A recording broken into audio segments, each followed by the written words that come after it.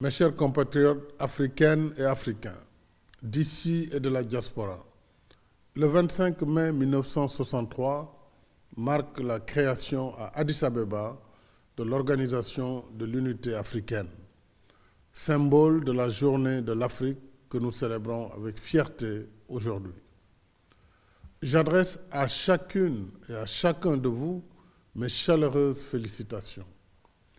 Je rends hommage aux précurseurs du panafricanisme sur le continent et dans la diaspora et aux pères fondateurs dont la vision lumineuse, transcendant les barrières, a allumé la flamme incandescente de l'unité africaine voilà maintenant 59 ans.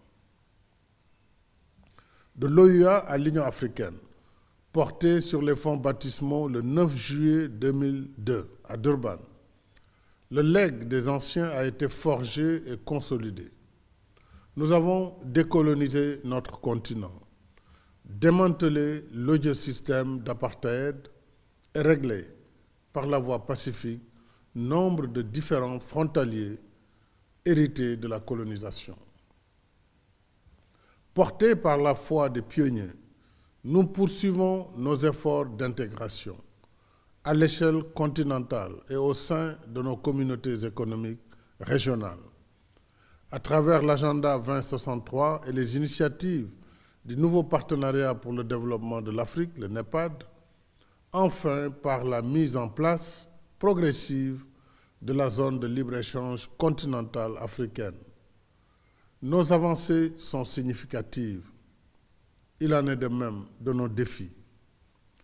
Je pense à la paix, à la sécurité et à la lutte contre le terrorisme, à la protection de l'environnement et au développement économique et social inclusif, tenant compte des besoins spécifiques des jeunes et des femmes, notamment l'éducation, la formation, l'emploi et la lutte contre les violences faites aux femmes et aux filles. Je n'oublie pas la question de la gouvernance politique et institutionnelle, y compris la recrudescence des coups d'État sur le continent. D'autre part, nous évoluons dans un environnement international peu favorable, où l'impact sévère de la pandémie Covid-19 est aggravé par les conséquences d'un contexte mondial conflictuel et la persistance d'une gouvernance politique, économique et financière inéquitable. Mais au lieu de brider nos ambitions et paralyser notre action, les défis que voilà doivent au contraire revigorer notre foi dans notre destin commun et solidaire. Ils doivent nous rappeler que si nous voulons libérer tout le potentiel de notre continent, il nous faut d'abord compter sur nous-mêmes, resserrer nos rangs, être plus unis et solidaires et croire davantage en nos propres capacités à construire l'Afrique de demain. J'appelle à la mobilisation générale de nos énergies et de nos intelligences pour bâtir ensemble l'Afrique de nos rêves.